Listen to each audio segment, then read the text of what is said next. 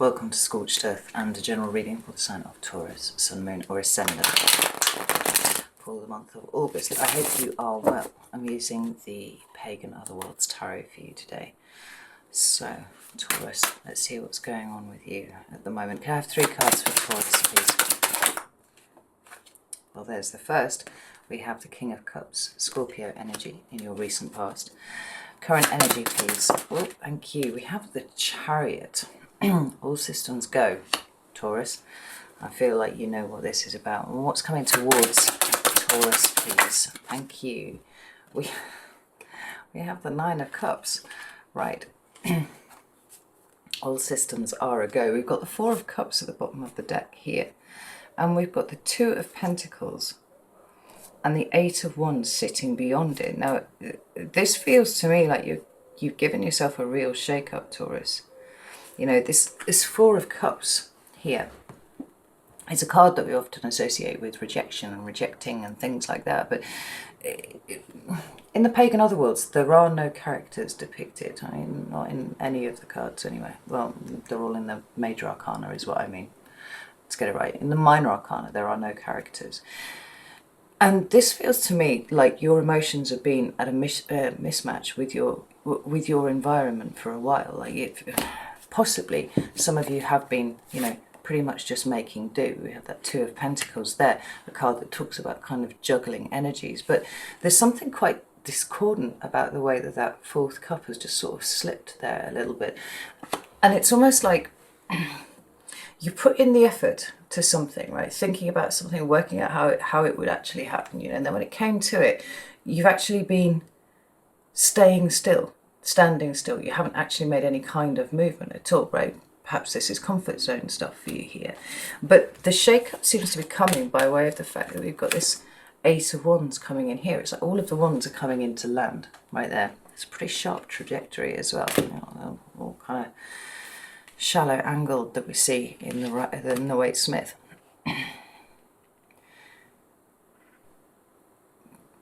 It's really funny. I'll actually see a face in the rock there. I've just noticed it, right? And it's almost like you're looking at yourself in a slightly baffled way, going like, "Why haven't I done this yet?" You know, I've got all of these things, all of these hopes and dreams and stuff. They're all kind of stacked up. They're waiting for me to access them, and yet I haven't made a move. And why haven't I made a move? And the simple fact is because you're such a resilient creature, it's all about making do, or it has all been about making do. And the noticing that this 4th cup has managed to slip down from the level that it was supposed to be in, it doesn't seem to me like it's going to fly for you anymore. Like you're not interested in it. I'm going to pop those cards to the side for a second. I'm going to get a clarifying deck out and see. Oh, I'm just going to go with the Waite Smith. See what's going on here with this. Top this up. Noticed I let this go out just a little bit too often. I should keep it topped up better.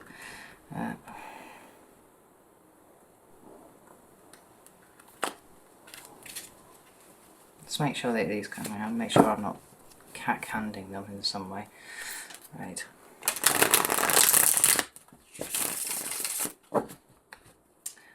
Tell me about the King of Cups, please. There's the King of Cups here. Thank you. We have the King of Swords. And we have the 2 of Cups. Tell me about the Chariot. Where's the Chariot here? We've got the 9 of Swords and we've got the Sun. Yep. And tell me about this 9 of Cups, please. Where's this here? We have the 10 of Swords. And we have the Hanged Man. This is outstanding, Taurus. I love this. We've got the 7 of Pentacles at the bottom of the deck. Again, another card that makes perfect sense. A kind of almost like an unwitting stasis. You know, because if somebody had asked you a few weeks ago, you know, what you were planning to do with yourself, you would have told them about all of these, you know, exciting adventures that you were starting to think of and what you were putting together.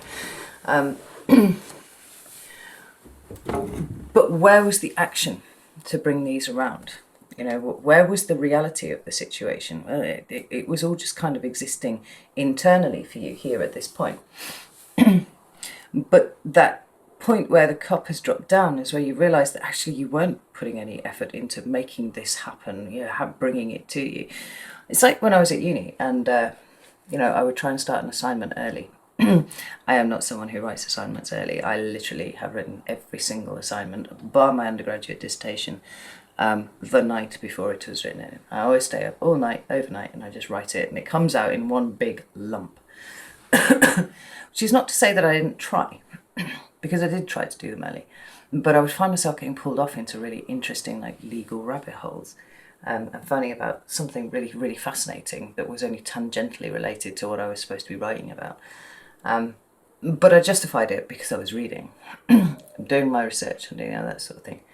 And I think it must have been, it probably was my ex-husband, said, "You procrastination reading." And I went, clutched my pearls. I would never. And I was like, that's exactly what I'm doing, actually. Yes, that is what I'm doing. In some ways, you know, doggy paddling like I could say that I was working towards the thing, because I was certainly thinking about it. I was engaging with it on a level. But when it came to the actual act of getting it done, that wasn't going to happen until such point as the threat of not doing it was worse than the threat of actually doing it. If you know anything about how procrastination works on your brain, then you'll be resonating with this. I'm talking to Tauruses though, so possibly you don't. But the thing is, it was never the action that's been stopping you. It's been the emotional reaction to potentially the significance of what it is that you are about to bring towards you. Now, for some of you, it's a great change. For others of you, it's the dropping of a mindset that's been a very comfortable companion for you for most of your life. Now, when I say comfortable companion, I don't mean like your best friends or anything like that, although perhaps the amount of time that you spent together should make that be the case. More it is, there's a familiarity there. Right, and what Tauruses don't like is the unknown. What Tauruses don't like is uncertainty. You like to know exactly where you're going, and you like to have the route map. You want to know which direction you put a head in. And I think one of the biggest spiritual journeys for, honestly, for Taurus, is accepting that the map isn't always there, because in some way, the need for a map is actually kind of selling yourself short. Because in order for there to be a map in existence at all, somebody has to have already done what you did. Now, maybe it is that your entire life has been picking up, almost like standing on the shoulders of giants almost, right? So somebody's been here, they've done it before, but you can come along and you can make it better. Perhaps that is the way that it's worked out for you. So, you understand what the teacher wanted in school, and you always put that little bit more effort in, and then, it was the thing. It was cool. I don't know where I was going with that one at all. The reason that I feel like you're selling yourself short is because where you are going, Taurus, doesn't have a map. There is no atlas that you can pull open and go, well, here is my here's my most efficient and direct route from here to here, but this one's probably safer and it's probably more financially efficient, all this sort of thing, we'll go this way instead. It's going to take longer, but I know that I'm going to get there, and I'm going to get there with supplies intact and all that sort of thing, right? There are places that I can restore myself along the way. This is the fastest way, but it's very, very challenging. I don't feel like anybody's really been where you've been before. Certainly nobody in your immediate environment, the sort of people who could give you counsel and guidance and hand you the map and go, well, this is how it was done. That's the route that I took. And here are all the waypoints. You can get water there. You can get your boots fixed here. I'm assuming you're on some sort of, Camino walking journey, something like that, right? It doesn't exist. It just doesn't exist. What you will find, and I think that you are possibly already having this, is that there will be people that you bump into along the way who are aware, familiar with the area that you are in right now, but they can't tell you much more about what lies beyond that. And so there's an act of trust going on here, that the direction that you're going in, perhaps without the reassurances of feedback or validation that you're on the right path, is going to be the right one for you. Seven of Pentacles I like is because the reason that I like it, and I actually really like this card generally whenever it comes up, is because where you are is no good for you, right? We see that here in the Four of Cups. There's a discomfort there. There's something slightly discordant about, I don't know why I'm using the word discordant. It's visually jarring to me to see that cup slid down like that. Something hasn't quite happened, and it's your emotional response to what it is that you're about to do that is kind of having your subconscious going, well, fuck, this is scary. And that's okay. That's absolutely okay. Like I said, it's nothing to do with the actions, because the actions are very practical. The things that you can do are very practical, and that's your bag, Taurus. But it's the emotional stuff that tends to get in the way. It's the overthinking. We see down there, you know, it's the fear of the unknown, fear of uncertainty itself. But where this card appears, somebody is actually stepping back and looking at it and making objective decisions about where they go forwards. Now, the card that is sitting underneath the Seven of Pentacles is the Ace, and that is so important. It's not the only Ace, actually. Oh, look at that. That's beautiful. We have the Ace of Pentacles, we have the Ace of Swords, and we have the High Priestess sitting beyond it. Pisces energy there. You've got double aces sitting underneath that Seven of Pentacles. It's just a matter for you, Taurus, I think, of putting everything together.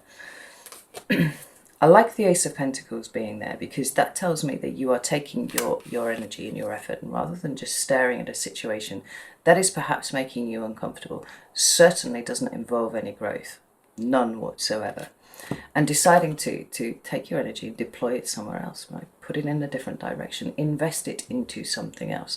For a lot of you, that investment is actually going into you.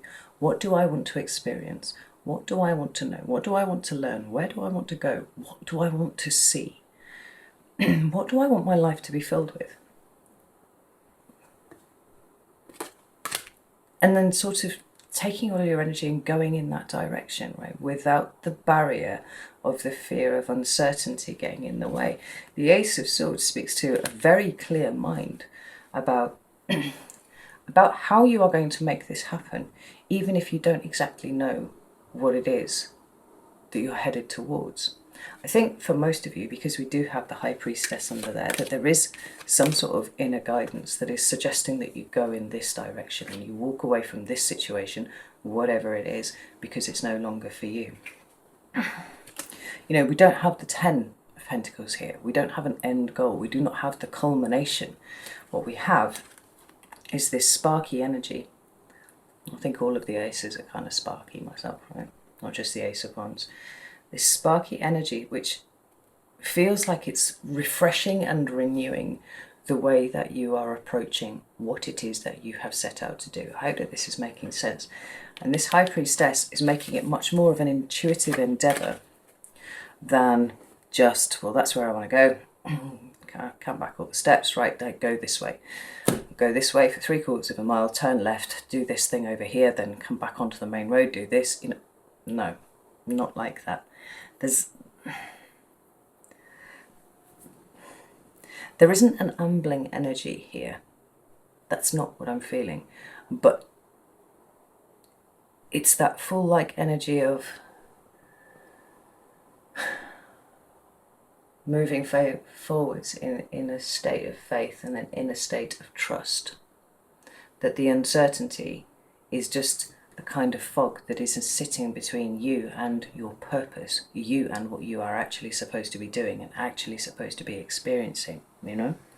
So we've got the King of Cups with the King of Swords and the Two of Cups here in your recent past. I like readings where we've got kings and aces appearing together very closely, because the kings are the active expression of the suit, but they're also the active expression of the culmination of the suit.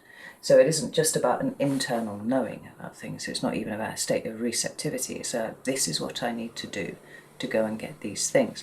Now, I love the fact that it came out King of Cups first and then King of Swords, because I'm going to bring you back to this Four of Cups here. Fucking suits all mixed up. The thing that had to be mastered was your own emotion. That's always been the biggest sticking point for you, Taurus, because there is not a problem that you cannot solve in any other respect, right? And even other people's emotions, actually, generally, you're pretty good at knowing what the answer is, giving them a bit of guidance, nudging them in the right way. Your own emotions, however, have been very, very difficult for a long time. They trip you up, sabotage you. To all intents and purposes, it feels like your emotions could be your enemy, except that it isn't really that. We've talked about this a lot, you know, over the last couple of years. You know what the crack is. The very first step in taking you where you want to go was mastering what is going on in here. Mastering your active emotional response to what you want to do. Now, so much has changed for you, definitely in the last 2 years, definitely. I watched that happen step by step, and it was magnificent to behold. But even in the last 6 months, because that sense of adventure has been kind of nibbling at your toes a little bit, Taurus, you know, where at one point, staying in your own little corner of the universe was the thing, the thought of which lit you up more than anything else. You know, yes, I know everything inside out, and I am a little bona fide expert in the little corner of the universe that I occupy. That has been replaced gradually with a restlessness, and dare I say it, with this little sense of a need for adventure. You know, I think the best way to describe it is a desire to expand your own horizons, and that's something that you were not able to do when you were essentially firefighting other bits of your life. You know, I've got to work hard, I've got to do this, I've got to pay my bills, I've got to do this, that, and the other, right? I've got to be the most thoughtful friend. I have to be super, super thoughtful, because if I'm not super, super thoughtful and loyal and and whatnot, then the people that I care about won't spend any time around me. So I've got to do everything the best that I possibly can. And you exhausted yourself in the process. There was very little left over for you. This King of Cups is an active expression of your own mastery of your emotions. Whether, you know, and for most of you it's fear. It is. It's fear at the end of the day. What you're afraid of for each of you will be slightly different, but we can boil it down to a few salient points. So there would be a fear of failure. There would also be a fear of humiliating yourself, a fear of not doing something as well as you possibly could, because actually maybe you're not really good at that thing. You know, they're all really low level, kind of like low self-esteem kind of positions. And what you've been working on in that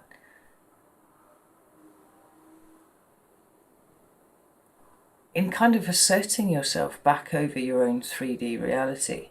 You know, like how, hey, I'm a Taurus and I exist, and it's completely okay that I exist, and because I'm a Taurus, it's completely okay that I take up some space in the universe. That's a fine thing. And I am not living in a constant state of terror that I'm going to be rejected by those people that I care about the most. You know, which would probably be the one thing that would send you on the defensive, make you, you know, bull in a china shop around your own emotions and other people's as well. Cutting people off and all that sort of thing. A little less likely to happen. Well, I'll say a little less, like incredibly less likely to happen, because you're taking control of yourself. Rejection is okay. It's not written anywhere that everyone in the world needs to love you and respect you and do all of these things. We're all very, very different. We've all had very, very different life experiences. And if you are surrounded by people who do not love and respect you for who you are as a Taurus, as a big fixed sign with a big energy, then, darling, you're in the wrong fucking room. You need to go find yourself another room. This is what you've been learning over the last couple of years. But I like the fact that the King of Swords comes next, because it's the emotion and the feeling first, and then it's the processing and the clear thinking and the objectivity that comes afterwards, right? And they're almost kind of occurring in tandem, actually. I think for a lot of you, you've had some really meaningful conversations recently, possibly with a Scorpio, possibly with an Aquarius, but not necessarily. And something about those conversations just seems to have turned something on in your mind, right? And from there, things are making sense where they were foggy before. This understanding of what's been holding you back is now incredibly clear. And not only that, the way that you get to not just maneuver around it, I pick it up and go, sorry, you're not really very useful, I'm going to put you out of the way.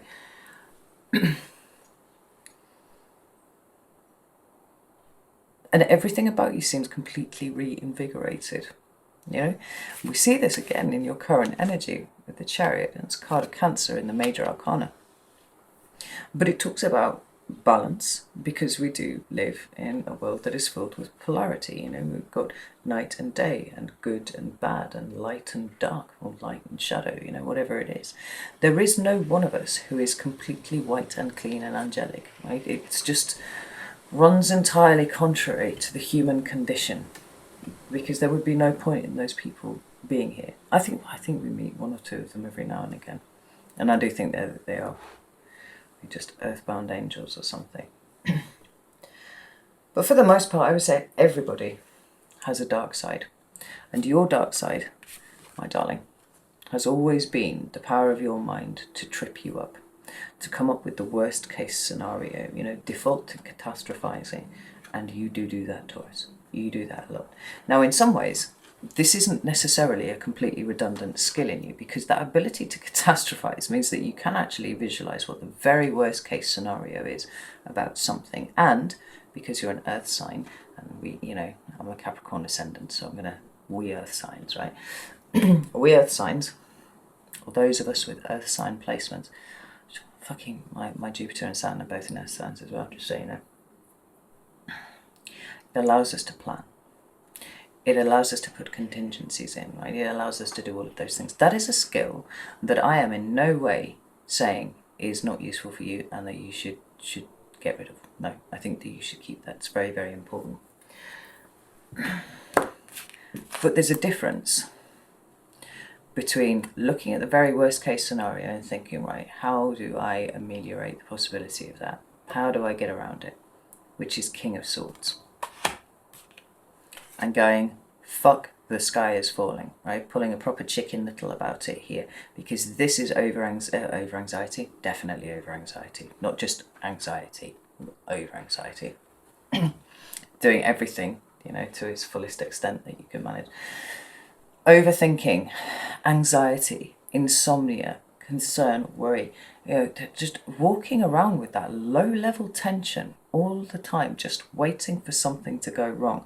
That is not useful to you at all, because what is she doing? She's just sitting in bed holding her head in her hands. She's not thinking about contingencies. She's not even going, well, that is the very worst case scenario, but that is deeply unlikely. And actually, in this instance, objectively looking at it, I don't actually need to create any kind of contingency plan for it. Because if it does happen, we're all fucked. And that's, there's nothing that I can do about that. Which would be an interesting approach for a Taurus to take anyway, actually. But I'm not sure a Taurus would ever accept that there was nothing that they could do. Anyway. The Chariot is about balance. It's about bringing everything into alignment so that you can move forwards in a straight line. It's got the rams, goats, something pulling the Chariot anyway, right? And we have black and white, night and day, and light and dark. We're talking about those two extremes that are always in operation, and we have to find that center point to navigate between the two, in control of the two, so that we can move in a straight line. If one wants to go one way and the other wants to go a different way, what's going to happen to the Chariot? Best case scenario, it just stays where it is. The worst case scenario is the whole fucking thing topples over, and this dude, a state of undress as he is here on this Chariot, he's gonna at the very least clatter his face on some of these big rocks, but he's certainly not moving forwards. Except that you are moving forwards, Taurus. You have got these things under control. You are creating this sense of balance. You are harnessing these two sides of yourself and not letting one dominate too much over the other.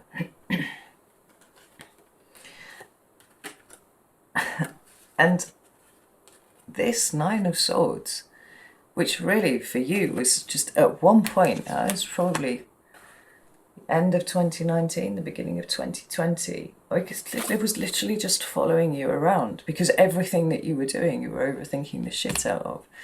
And this level of objectivity that you got, possibly that's one thing, but certainly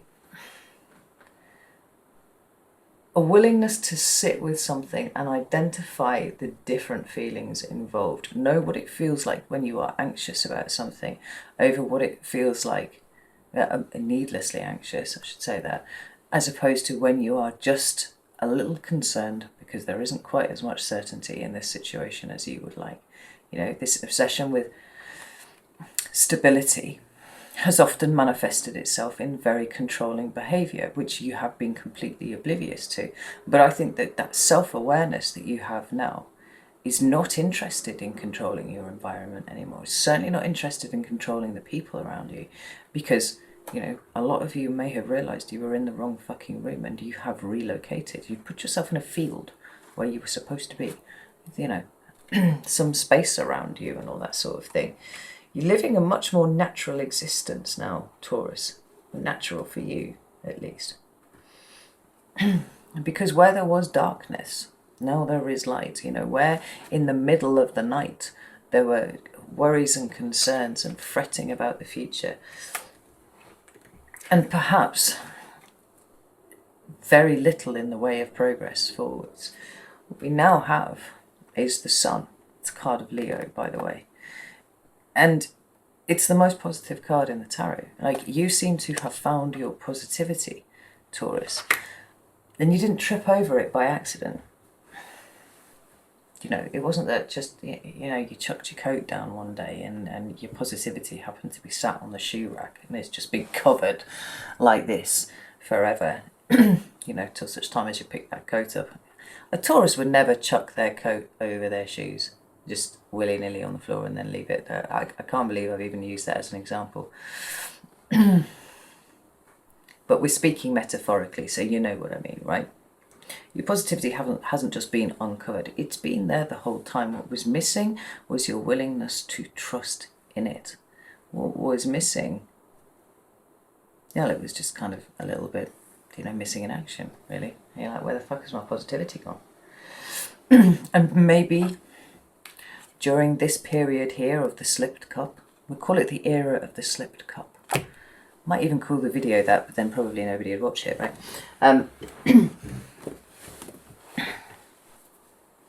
Your positivity was sat under a coat in your hallway, trying to find the exit to get out from underneath the coat.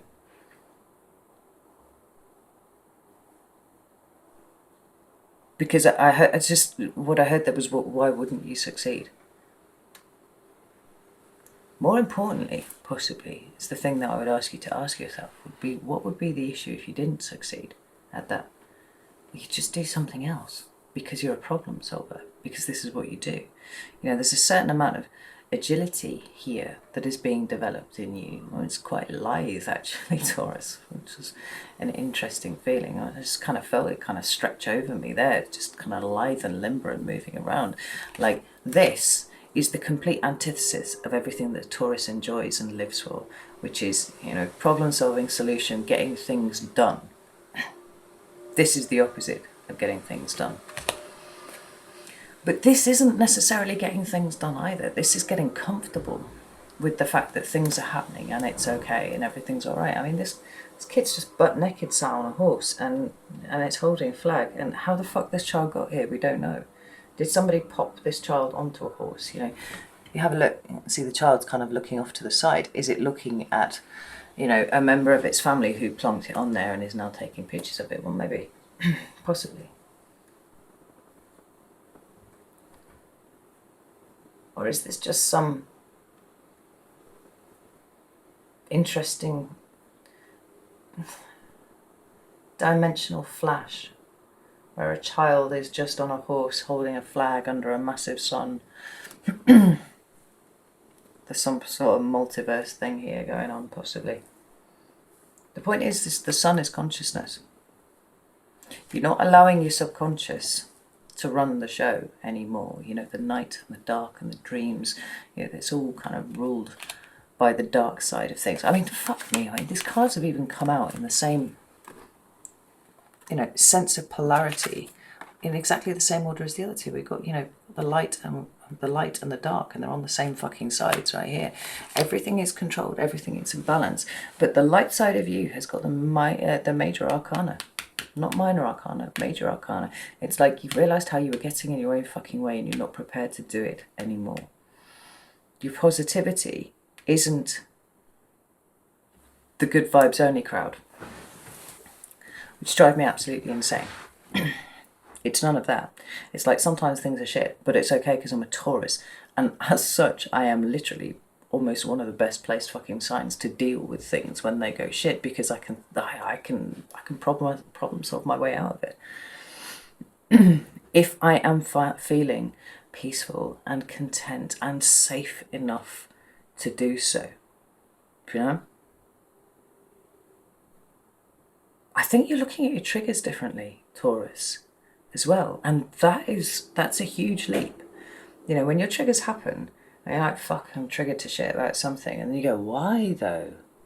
Why has that really triggered the shit out of me? You know, and you start digging in on that. The kind of insights that you can get are absolutely mind-blowing.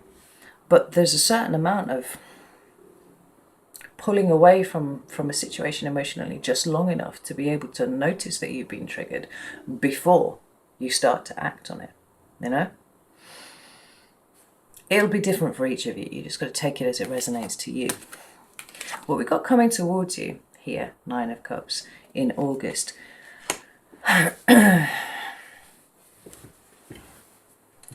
Feels like a total realignment of the way you think about what it is that you want, right? So we had that visual, jarring visual there of that cup that's just slipped down here. Now they are, you know, in this glorious chevron, which makes me feel very happy indeed to look at it. I don't know if it's just an autistic thing, right? But that one really upsets me. I don't like it. I really like this one because everything's nice and even and all that sort of thing. We've even got a frog down here at the bottom of the card, right? The pool is serene. The emotions are serene. There is a peace about what it is that you are lining yourself up for, Taurus. And half of it is coming from this place of self-awareness, yes, but self-reliance, this sort of autonomy that you've been developing. You're used to taking leadership roles often because you like to work collectively, you like to work with other people, you like to be in the middle of a herd, if you will, right? And where it's lacking an obvious leader, Taurus can always be relied on to step up, right? And even if it has a leader and the leader seems particularly, you know, ineffective, shall we say, or inept, like Taurus is always going to be there to pick up the slack. But it's been quite a different consideration to look outside of the herd and start pointing towards what you want, right? To start moving towards what you want. I think in some ways some of you might have worried that this was something that was selfish, or, you know, it would end up being quite an isolating thing, but it's really not that. It's strengthening who you are emotionally, which allows you in the long run to be there for other people in a far more meaningful way than what you have practiced so far, you know? Now, the two clarifiers that you've got here are absolutely glorious. We've got the 10 of Swords and we've got the Hanged Man. Now, obviously, we've already had the 9 of Swords, so we're moving beyond that. And this is a tremendously challenging card, you know? If you've not seen it properly before, just take a moment to take that in. I mean, it's quite harsh.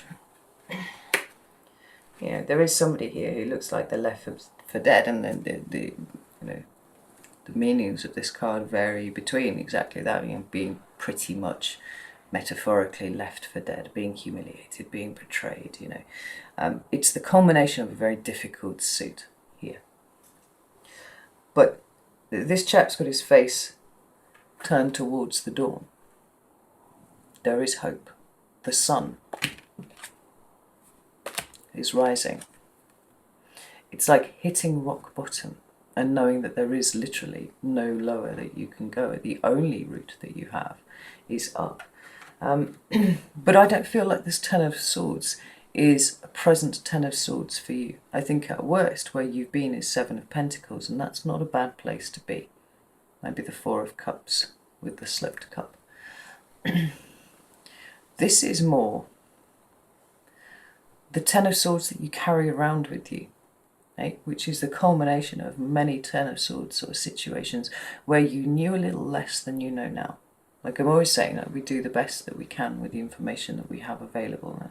God knows, you know, me at 20, very, very different person, but I was doing the best with the information that I had available. With what I knew about the world, I was trying just a little bit, at least, you know?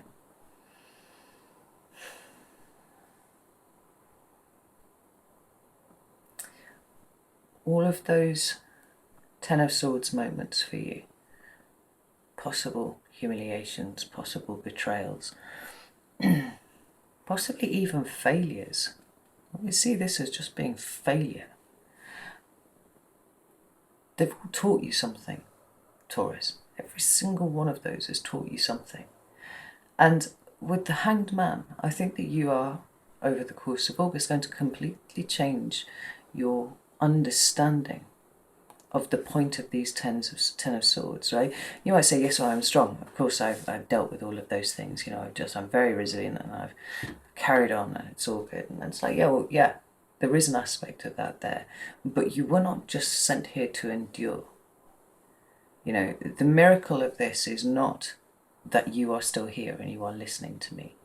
The miracle of it is everything that you have been taught along the way about the human condition, about 3D reality, about other people, about yourself. And what an incredible gift it is to know the things that you know, right? To have that internal alarm that is perhaps going to stop you walking into a situation that you would rather not, you know, or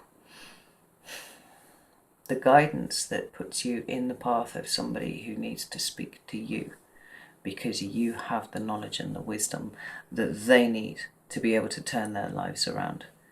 Everything that you've experienced, Taurus, is, if you let it be, an absolute gift. And I feel like this month you're starting to see that. Because there's, the momentum is building now. The settling is going.